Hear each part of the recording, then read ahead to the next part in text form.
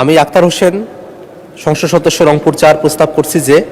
আর্থিক প্রতিষ্ঠান বিভাগ সম্পর্কিত সরকারের নীতি সম্পর্কে আলোচনা উত্থাপন করবে হিসাবের খাত ১১২ আর্থিক প্রতিষ্ঠান বিভাগ শিরোনামাধীন ১০ নং দাবি হ্রাস করিয়া ১ টাকা করা হোক। মাননীয় স্পিকার, আর্থিক প্রতিষ্ঠান বিভাগ বাংলাদেশের ব্যাংক খাত, বাংলাদেশের নন ব্যাংকিং আর্থিক প্রতিষ্ঠানসমূহ, বিমা এবং মাইক্রো ক্রেডিট সহ ক্যাপিটাল মার্কেটের বিষয়গুলো তারা দেখাশোনা করে থাকেন। আর্থিক প্রতিষ্ঠান বিভাগ ২০১০ সালে প্রতিষ্ঠা হওয়ার পর থেকে এখন পর্যন্ত আর্থিক প্রতিষ্ঠান বিভাগের কিছু দুর্বলতা এবং প্রশাসনিক ঘাটতির জায়গা আমাদের চোখের সামনে স্পষ্ট হয়েছে। আমরা প্রশাসনিক যে দ্বৈততা আছে বাংলাদেশ ব্যাংক এবং আর্থিক প্রতিষ্ঠান বিভাগ, সেটাও আমাদের মাঝে অনেক সময় আলোচনার বিষয়বস্তু হয়ে দাঁড়িয়েছে। আমরা খেয়াল করে দেখেছি ইতিপূর্বে এই আর্থিক প্রতিষ্ঠান বিভাগ তাদের দুর্বলতার কারণে বা তাদের ভিতরে কারো জড়িত থাকার কারণে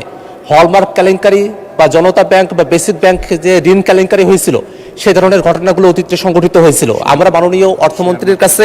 এই বিষয়ে সুস্পষ্ট পদক্ষেপ চাই যে আর্থিক প্রতিষ্ঠান বিভাগের কেউ যদি হলমার্ক কেলেঙ্কারি, জনতা ব্যাংকের ঋণ কেলেঙ্কারি বা বেসিক ব্যাংকের ঋণ কেলেঙ্কারির মতো কোনো বিষয়ের সাথে জড়িত থাকে, সেগুলোর বিরুদ্ধে যেন এক ধরনের একটা প্রশাসনিক ব্যবস্থা আভ্যন্তরীণ জায়গা থেকে গ্রহণ করা হয়, সেজন্য মাননীয় অর্থমন্ত্রী আমরা দৃষ্টি আকর্ষণ করছি। পাশাপাশি আর্থিক প্রতিষ্ঠান বিভাগ তারা অনেক সময় ঋণ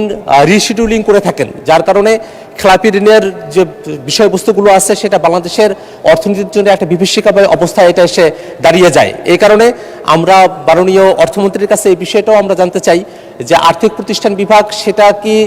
ঋণ রিশিডিউলিংয়ের যে কাজগুলো আছে সেটার ক্ষেত্রে কীভাবে তদারকিগুলো নিশ্চিত করা হবে এবং কিভাবে বাংলাদেশ ব্যাংকের সাথে আর্থিক প্রতিষ্ঠান বিভাগের যে প্রশাসনিক দ্বৈততার বিষয়গুলো আছে, জটিলতাগুলো তৈরি হয়েছে, সেগুলোকে নিরসন করার জন্য মাননীয় অর্থমন্ত্রী পদক্ষেপ গ্রহণ করবেন এই আশাবাদ ব্যক্ত করছি।